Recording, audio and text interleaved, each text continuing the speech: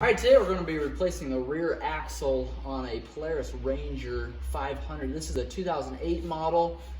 We've replaced the other side axle. We've got a click in the back end. The CV boots look good. We're just going to go ahead and replace these axles, get a rip in them, and then those joints would go bad. So I'm going to pull the wheel.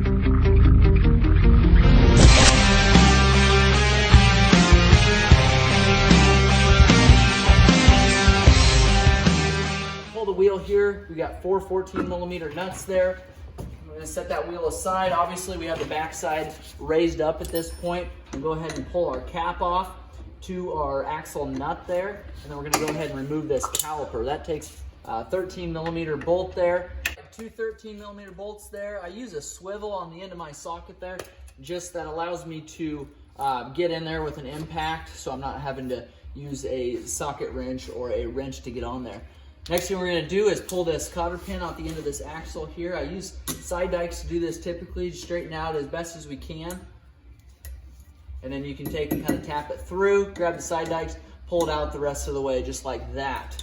Now that we have our caliper off there, that cotter pin is pulled off of there, grab our 1 1/8" socket here, pull this larger nut off. Once we get that removed, there's 2 washers on there, set that aside. We're going to go ahead and pull our hub off there. A lot of times if your bearings are bad, the race will come out actually on the hub there, kind of seized on that hub. A lot of times it doesn't take too much effort to pull that off of there. If that's the case, you want to replace those bearings. That does tend to happen quite a bit. Next we're going to grab a T25, I believe, Torx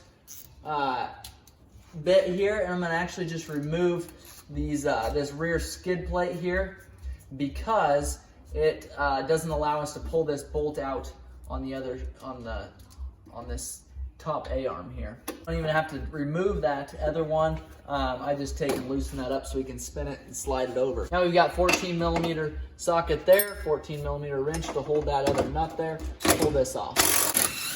14mm on the bottom there. Slide that off. Take this one, slide it off. And now our hub is able to slide out of there, and our axle is sitting just like that. Now, to make things a little bit easier, what I do, grab my 14mm wrench there and I socket here and remove this shock bolt. And then I take this shock bolt out and I lift this shock up as far as I can. We've got our shock held up here and our A-arm out of the way there. We've got our other good axle here ready to go in. We're going to take and pull this axle out at this time. Just straight out, a couple pulls there, set it down there, grab our new axle, slide it in there, being really careful that you don't damage the seal on that differential, and take and give it a shove, slide it in there as far as it can. Try to keep it as straight as you can, slide it in there just like that. We got that axle slid in there. I'm going to take the new nut off of there, and then we can take our carrier here, slide that on. We can actually take that, put the bottom in first. That's going to take the longer of the 2 bolts here, coming in from the front there. And then we're going to take our top here, unhook it, grab our shock bolt, slide it through there. And then we've got 3 14mm nuts. These are lock nuts. So typically we don't have to Loctite those, and it doesn't hurt to do that, but you normally don't really have to do that.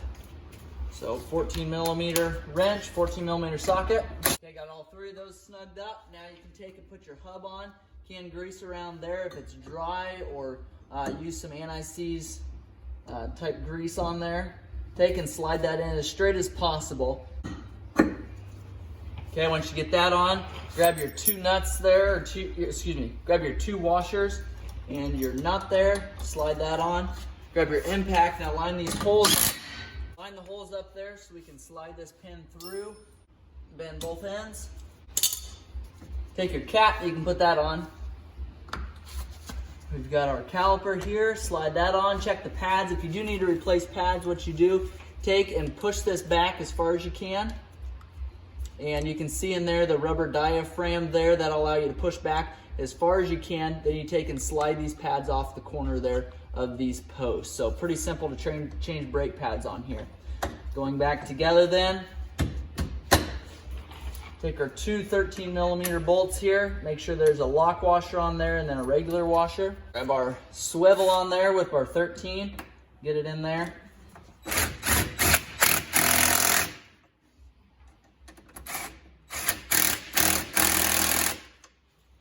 Okay, now all we have left is put our wheel on, our 14mm lug nuts, and we are all set. If you have questions on this machine, make sure you let me know. We're going to go through and service this machine, do a video of that. We're going to go and do an overview, some common problems, replace belts, adjust and align clutches. If we got to tear into that differential, we'll do a video on that. So stick with us, and we will provide those videos. Thanks for watching. Please subscribe and like if this video has been helpful.